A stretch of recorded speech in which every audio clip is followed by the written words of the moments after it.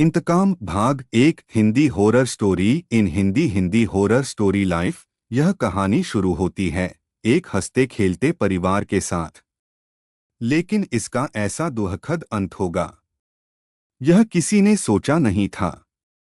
शिखर और अवंतिका दोनों की शादी को 2 साल हुए थे। आज शिखर के छोटे भाई रौनक की शादी पक्की हो गई थी। अमृता और रौनक दोनों एक दूसरे से प्यार करते थे। कुछ ही दिनों में दोनों की शादी होने वाली थी। रौनक और शिखर के माता पिता बचपन में ही चल बसे थे। शिखर ने छोटी उम्र से ही काम करना शुरू कर दिया था। उसका एक ही सपना था, अपने साथ साथ रौनक को भी पढ़ा लिखा कर काबिल बनाना। शिखर का सपना आज पूरा हुआ था। रौनक एक बहुत बड़ी कंपनी में मैनेजिंग डायरेक्टर बन गया था।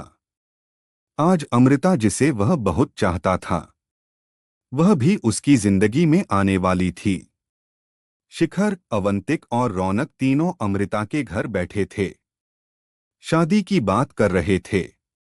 सारी बातें तय हो जाने के बाद तीनों उठकर खड़े हो गए। शिखर ने अमृता के पापा से कहा, अंकल आप शादी की तारीख निकलवा लीजिए। और हाँ, हम शादी बहुत ही सिंपल करना चाहते हैं, तो ज्यादा परेशान मत होना। शादी का सारा इंतजाम मैं देख लूंगा। अमृता के पापा जगवीर जी ने कहा, बेटा तुमसे बात करके तो मेरा मन ही हल्का हो गया। तुम चिंता मत करो, मैं सब कर लूंगा। शिखर ने अवंतिका की ओर इशारा किया। दोनों विदा लेकर चल दिए। बाहर आकर रौनक ने कहा, भैया आप भाभी को लेकर चलो, मैं थोड़ी देर में आता हूँ। यह सुनकर शिखर ने उसे घूरते हुए कहा, तुझे पता है न रात कितनी हो गई है। सुनसान रास्ता है, जंगल भी पड़ता है। चल हमारे साथ। अवंतिका ने कहा, ओफ़ो आप भी ओल्ड फैशन हो। इसे थोड़ा सा टाइम दीजिए। अमृता के साथ बिताने के लिए इन दोनों की जिंदगी का आज बहुत बड़ा दिन है। यह सुनकर शिखर हंसने लगा। रौनक को वहीं छोड़कर दोनों वापस चल दिए। शिखर जल्द से जल्द घर पहुंचना चाहता था। रास्ते का कुछ हिस्सा जंगल से होकर गुजरता था, जहां स्ट्रीट लाइट भी नहीं थी। शिखर बहुत संभल कर गाड़ी चला रहा था। शिखर ने अवंतिका से कहा, जानती हो अवंतिका, मुझे अपनी शादी की जितनी खुशी नहीं हुई थी उससे ज्यादा आज हो रही है। आज ऐसा लग रहा है जैसे मेरा सपना पूरा हो रहा है। मैंने रौनक को अपने बेटे की तरह पाला है। उसकी शादी से बढ़कर खुशी मेरे लिए कुछ नहीं हो सकती। अवंतिका बोली, हाँ मैं समझ सकती हूँ। मेरे पापा ने जब मेरी शादी पक्की की थी तो वो भी कितना खुश थी। आज तुम वही खुशी महसूस कर रहे हो। तभी गाड़ी को तेज झटका लगा, जैसे गाड़ी किसी चीज से टकराई हो। शिखर और अवंतिका घबरा गए। शिखर ने फटाफट ब्रेक लगाए। अवंतिका की चीख निकल गई। शिखर ने कहा, पता नहीं, शायद कोई जंगली जानवर होगा। मैंने बातों के चक्कर में ध्यान से देखा नहीं, मैं उतर कर देखता हूं। अवंतिका बहुत डर गई थी। उसने कहा, नहीं तुम नीचे मत उतरो, चलो यहां से फटाफट। शिखर भी घबरा गया था, लेकिन फिर भी उसने कहा, उतरकर तो देखना पड़ेगा, कहीं कुछ गाड़ी के नीचे न फंसा हो। गाड़ी को कितना नुकसान हुआ ये भी देखना पड़ेगा। वह अवंतिका से बात कर ही रहा था, तभी अवंतिका सामने शीशे में देखकर चीख पड़ी।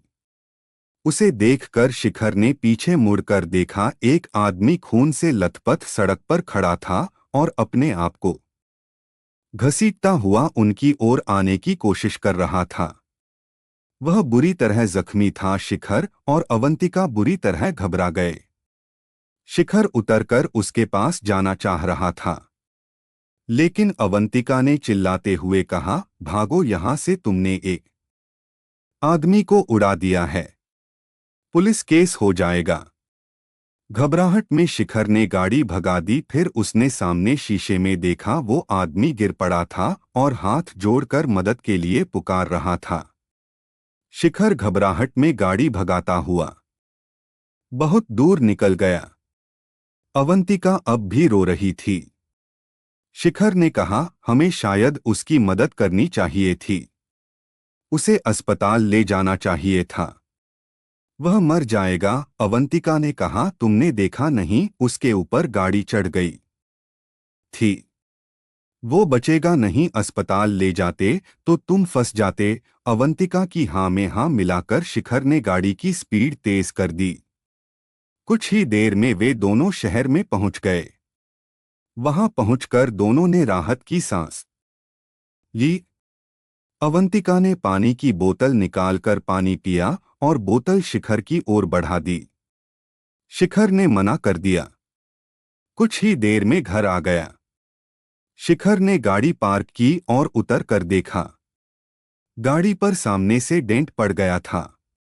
एक और की फ्रंट लाइट भी टूट गई थी। अवंतिका जल्दी से गाड़ी से उतरी और शिखर को लेकर अंदर आकर सोफे पर बैठ गई। शिखर को बहुत पछतावा हो रहा था। हे भगवान, आज ही यह सब होना था। पता नहीं बेचारा बचेगा या नहीं। अवंतिका बोली, शिखर, अब इस बात को भूल जाओ। उसे बचाने के चक्कर में तुम्हें पुलिस पकड़ लेती और हम सबका क्या होता। शिखर ने अवंतिका की बात में सहमति जताई, लेकिन उसका मन अंदर से उसे कचोट रहा था। बार बार वही दृश्य दिख रहा था। खून में लथपथ आदमी उठकर किसी तरह उनकी ओर आ रहा था। फिर वह गिर पड़ा और जमीन पर पड़े पड़े हाथ जोड़ रहा था।